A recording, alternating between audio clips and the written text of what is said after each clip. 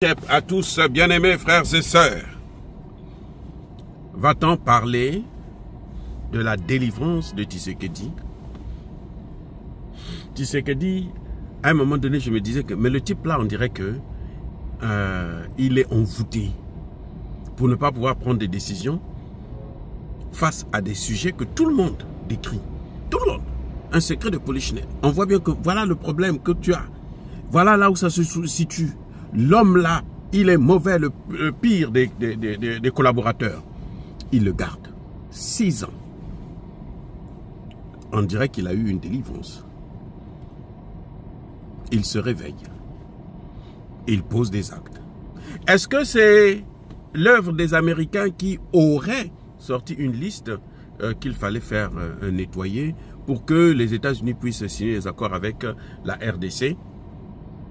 Je n'en sais rien. Toujours est-il que le président Tshisekedi aujourd'hui a pris une décision capitale de se débarrasser de son boss de l'anticorruption, le patron de l'anticorruption, celui-là qui a fait tomber l'un des meilleurs ministres de l'économie et des finances, ou plutôt entre ministre de l'économie et des finances ou directeur général des impôts, Nicolas Kazadi.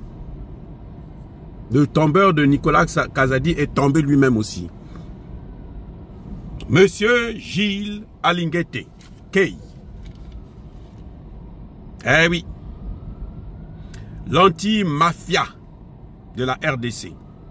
Inspecteur général des finances.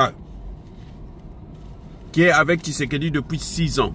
L'incontournable, l'implacable, l'inamovible. Aujourd'hui, il a été movible.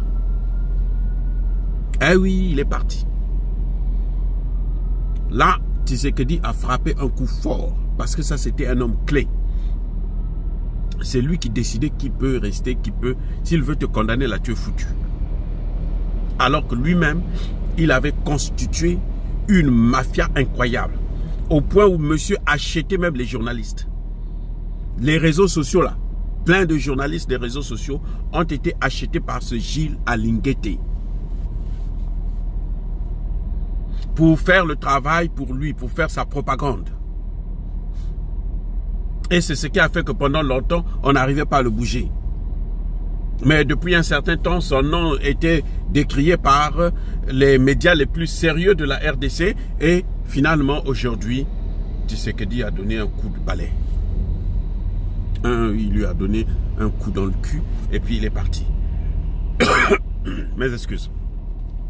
Il est aujourd'hui remplacé par un certain Bitassim Moua, Bailly Christophe, qui sera secondé de un certain Senga Emmanuel.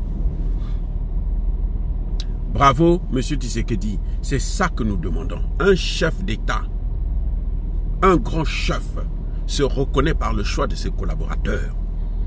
Tant que vous avez des mauvais collaborateurs, vous ne serez jamais un bon chef. Et tant que vous allez apprendre à vous débarrasser de ces mauvais collaborateurs et choisir des bons, alors vous serez un bon chef. Monsieur Tshisekedi, nous vous saluons pour cette décision et nous comptons sur vous pour faire le même ménage au sein de l'armée congolaise. L'armée congolaise n'est pas faite que des incompétents, que des corrompus, fabriqués, montés de toutes pièces, qui sont sortis des cuisses de Jupiter. Macron, Kagame, Kabila, mais les vrais Congolais, il y en a qui peuvent faire le travail. Comme on le voit avec le général Luboya, qui dans l'Ituri est en train de donner un mal de tête incroyable, des migraines persistantes et permanentes à non seulement Museveni et son fils le drogué, mais aussi à Paul Kagame et ses alliés européens. Oh, bravo monsieur, encore une fois de plus monsieur le président, c'est ça que nous attendons de vous. Faites-nous la réforme de cette armée. Et là, nous regarderons, nous demanderons à ce que vous puissiez avoir un 3e mandat. parce que vous le mériterez si vous faites le bon travail. Soyez bénis, abondamment bénis par le Dieu des Kémites et par nos ancêtres angélisés. Vive l'Afrique éternelle, j'ai dit et j'assume.